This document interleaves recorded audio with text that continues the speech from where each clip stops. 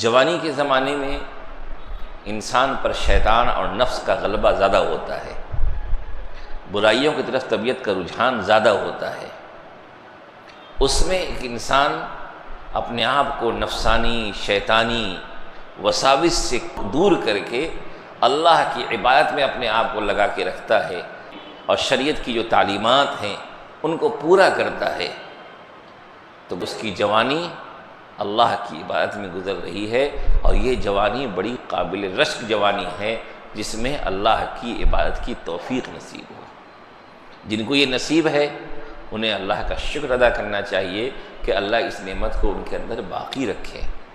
اور جنہیں یہ نصیب نہیں ہے انہیں اس مقام کو حاصل کرنے کے لیے اپنے اندر شوق عبادت پیدا کرنا چاہیے، کیونکہ جوانی کی عبادت اللہ کو اتنی پسند ہے کہ اس کی وجہ سے عرش کے سائے میں اللہ جگہ عطا فرما رہے ہیں۔